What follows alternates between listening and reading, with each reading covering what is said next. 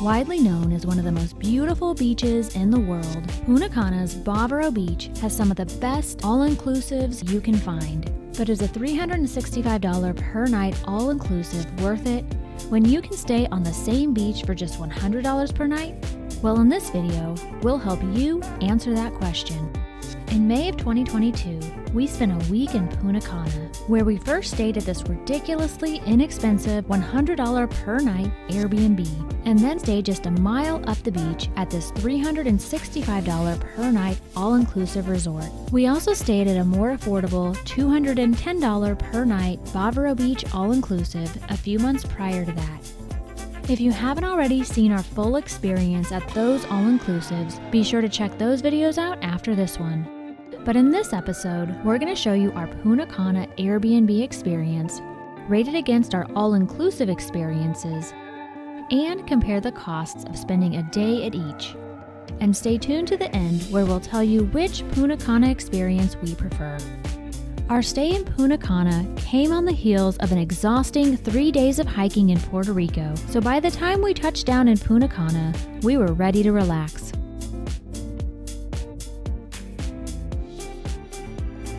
Our wonderful Airbnb host picked us up at the Punta Cana airport. After a grocery stop, our host gave us a quick tour of our new neighborhood for the next couple of days. If you get lonely, show up here. There's people always here at night. And after some helpful tips on spots to avoid, we arrived at our $100 per night Airbnb, located just steps from Bavaro Beach. If you're like us, you're probably wondering what $100 per night can get you in Punta Cana. For us, it was much more than we expected, and we'll show you what we mean right now.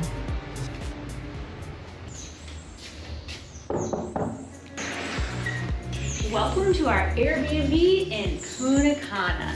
Now, this place has done a great job of maximizing space. As soon as you walk in to your right, you've got the living area, and then on the other wall, you've got the TV up high, and below that, you've got the kitchen area. Now, I don't know that we will be using the TV or the kitchen area very much on this trip, but we're definitely going to be using this space, which is the screened-in patio.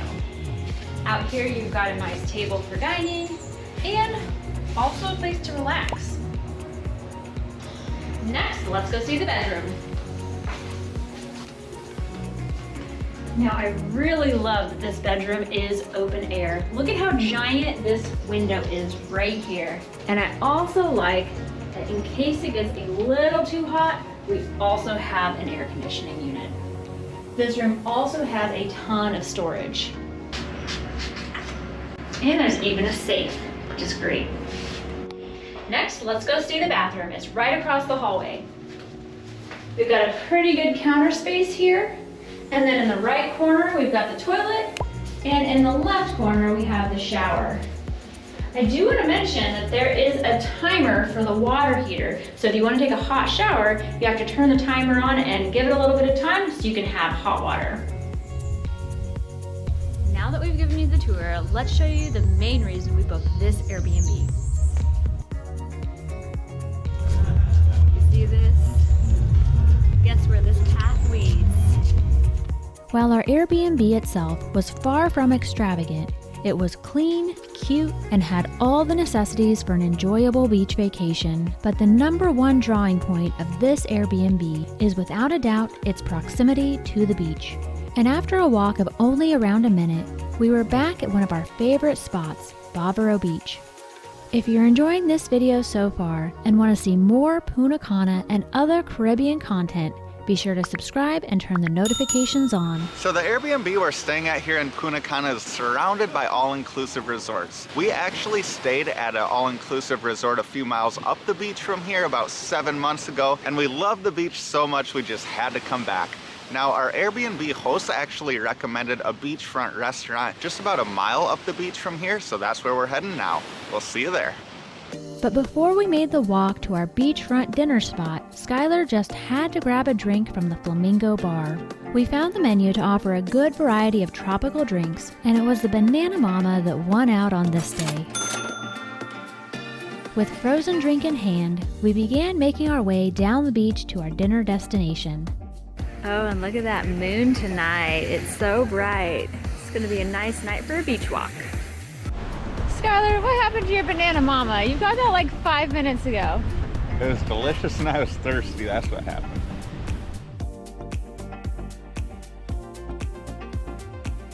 I think we made it to our dinner destination. That's the jellyfish, right?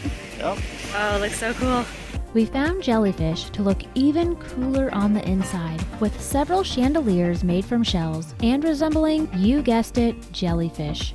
It was here that I became acquainted with delicious, fresh passion fruit juice, and Skylar became reacquainted with an old favorite, Presidente. Our food orders included fresh conch salad, a chicken pasta dish, and yucca gratin. While the fresh conch was a bit on the chewy side for me, Skylar found it to be delicious. I found my chicken pasta to be reasonably priced and quite good, and we both absolutely loved the yucca gratin.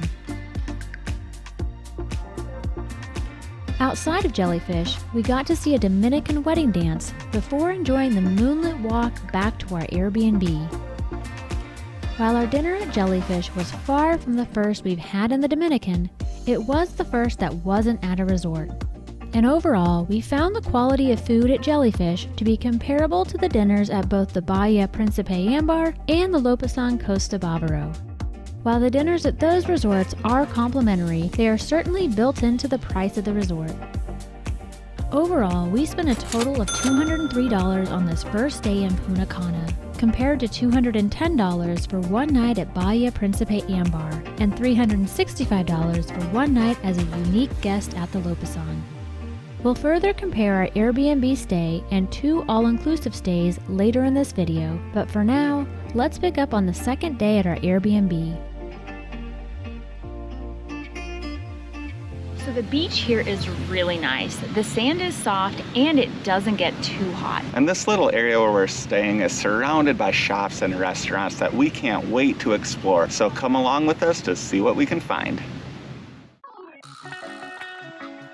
Our day of exploring in Punta Cana began on Calle Parada, where we found a popsicle shop that also sold coffee. As it was still pretty early and not yet too hot, we opted for coffee over popsicles, but we probably should have gotten popsicles, as the coffee wasn't great and the weather warmed up quickly. Just a couple more blocks into our walk, we came across the Fiesta Sol Caribe. So in case you're wondering how much it costs to live just a couple blocks off the beach here in Punta Cana, you can rent a 1-bedroom condo for just $550 a month from May 1st to December 25th. Now during the busy season, it does go up quite a bit to $1,300 a month. Plus the apartment comes with all of these amenities, including Wi-Fi, cleaning, pool. Pretty much the only thing you have to pay for is electricity. But now it's time to grab some lunch. So after a bit of exploring the neighborhood around our Airbnb, we decided we wanted to try some authentic Dominican food for lunch. Now we actually ended up at a Haitian restaurant that was highly recommended by a local that we met. We figured we'd probably never get closer to Haiti than the Dominican Republic, so we might as well give it a try. Our order at Legacy 509 included a stewed lamb dish, which came with a side of plantains and a pickled vegetable relish. After sampling some fresh juices, Skylar had to order a passion fruit rum punch as well. While we both loved the punch and the side dishes, we were a bit less enthusiastic about the lamb, which Skylar will tell you more about right now. Now the lamb dish was a little bit different. I will say the only lamb we've had before has been in Mediterranean dishes and Indian dishes, but the lamb in this dish was quite chewy. The flavor was really good, but the chewiness took some getting used to. So after trying some new cuisine, the local who recommended the restaurant gave us these palm frond rings to celebrate our 10-year anniversary. And then he brought us to a store to do some shopping. Or in Skylar's case, drinking. Red wine, rum, and honey. It's a Red wine, rum, and honey? Okay, well Yeah. those are all So things the- I typically kind of like. Yeah, I like that one. Now the shopping experience was about what we expected it to be. When we got in there were no prices on anything, and the staff wouldn't tell you what the prices were until you had all of your items picked out. Now before we had gone into the store, we had agreed that we were not paying more than 1,000 pesos. Now the initial price they quoted us was 4,000 pesos. So initially we walked away, but eventually they agreed to 1,000 pesos. So now we have Mama Juana, which is a Dominican liqueur, and I've got a new stone ring and pendant. Now supposedly they are made of Larimar, which can only be found in the Dominican Republic. I don't know how to tell if it's real or not, but regardless, I think they're really pretty and we're happy to support the local economy. After scoping out some potential dinner destinations, we made a couple more quick shopping stops, which we'll tell you about right now. So we got some sort of mystery cherry flavored Dominican drink. It says Energia on it. It's better than the average energy drink. Yeah, and how much was it? I think it was supposed to be like 60 cents and they charged us like $1.10 or something, but I'm not gonna complain. And for around 500 pesos or $10, I got this, which will make a great souvenir and also a nice addition to my hat collection. After an unusual but successful shopping trip, we were ready to get back to the beach. And after just a couple blocks walk, that's exactly where we were. Would you venture out to go shopping in Punta Cana, or would you stick to the beach? Let us know in the comments. Back on Bavaro Beach, we couldn't have been happier to be enjoying a nearly empty beach just steps from our Airbnb. And after a few minutes in the hot Dominican sun, we were ready to cool down in the water.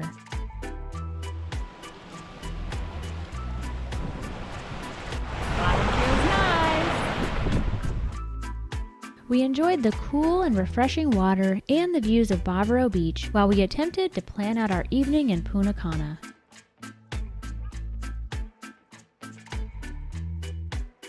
And while we would have gladly spent longer on this beach, it was time to grab some food, but not for the cats. Don't feed the cats. Back in the city, we were excited to make our way to our dinner destination. But on our walk to our dinner spot, another place caught our eye, and we just had to stop into this cute little smoothie shop. Amazed by the variety of fresh fruit, we quickly placed our smoothie orders with a little help from Google Translate. I got a petito with fresa y sandía, which is a smoothie with strawberries and watermelon. And that fresh smoothie was one of the highlights of my day. What's in yours? Mango, papaya, and rum, and it's delicious. After a delightful stop by the smoothie stand, it was finally time to grab dinner, and we sure were excited to end our second day in Punta Cana with one of our favorite types of food. I can smell it already. It smells really good. We followed those wonderful smells to the Plaza Coral Village, where you'll find Pranama Indian Restaurant.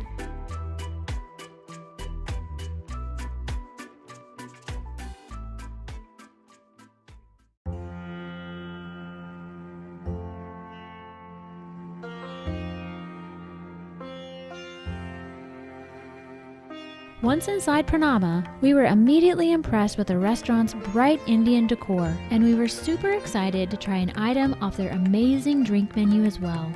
We ordered a blackberry basil mojito, which we had never tried before, but sounded amazing. Yeah, that's really good. Yeah, that's excellent. Off to a great start with our fantastic drink, it was time to order food. For our starter, we ordered the lamb samosas, which came stuffed with ground lamb meat, raisins, and spices. And once again, we were impressed. I do have to be honest, I like this lamb better than what we had for lunch. Next up were our entrees, which included an order of pesto naan bread, rice, shrimp in a cashew sauce, and spinach sog. While the shrimp and cashew sauce sure looked amazing, the flavor of this dish left me a bit unimpressed. Skylar's going for the sog with the cheese first. Good. Yeah. Next you've got the shrimp with the cashew sauce. Sog is more flavorful here. While the sog was better, we didn't love either entree, but agreed that we'd return for the mojitos and samosas. With our final dinner cost of $52 US, Our total day 2 cost in Punta Cana came in at $198. This left us with a 2-day total of $401, which was around $20 less than our 2-day cost at the Bahia Principe Ambar and around $330 less than our 2-day cost at the Lopesan Costa Bavaro. So after that Indian meal last night, we came home and crashed. Yesterday was an exhausting day, but we also wanted to get up early this morning to be able to recap it all with a beautiful Punta Cana sunrise. So surprisingly, our day staying here at this Airbnb cost about the same amount as our cost per day of staying at an all-inclusive resort here in Punta Cana a few months back. Now, as some of you may remember, we stayed at the Bahia Principe Ambar last October, and that cost us around $200 per day, including tips. And while the cost of lodging at this Airbnb cost us only $100 per day, we spent right around another $100 total on food and drinks. While the cost of our 2 days in the Airbnb was comparable to our 2 days at the Bahia Principe Ambar, it was considerably less than our 2-day total at the Lopesan Costa Bavaro. We did find the more expensive Lopesan Costa Bavaro resort to provide a higher quality overall experience, most notably in the food and drinks, as our unique booking at the Lopesan included upscale items such as grilled octopus for lunch and lobster for dinner. And while the dining experience at the Bahia Principe Ambar was slightly below the Lopesan Costa Bavaro experience, we still found it to be superior to the 2 days we spent at our Airbnb. So when it comes to drinks and dining, we definitely have to give the nod to the all-inclusive. But one thing you won't get at the all-inclusive that you will at an Airbnb stay is experiencing the local culture. That is true. We did really enjoy supporting some local Dominican businesses and also seeing how the locals live. However, I can't say I enjoyed the constant sales pitches both on the streets and the beach. Not bad, no? Oh, no thank you. Although some of the pitches and pamphlets were pretty entertaining. I especially enjoyed this Mega Caribbean Sweetland pamphlet. They advertised parasoling, catamaran soling, and horse. Now, just because you get more food, drinks, and a better beach experience at an all-inclusive doesn't necessarily mean it's a better decision for you. For us, we can only eat and drink ridiculous amounts of food and drinks and hang out on the beach for so long before it starts to get old. So if you're looking for a more active or adventurous vacation like we often are, you might prefer to stay at an Airbnb and cook at home in order to save some cash for those excursions and adventures. So let us know in the comments what you think. Would you rather spend your time in Punta Cana staying at an all-inclusive resort or at an Airbnb? And if you have yet to see our previous Punta Cana all-inclusive experience, go ahead and click on this playlist next. Thanks for watching.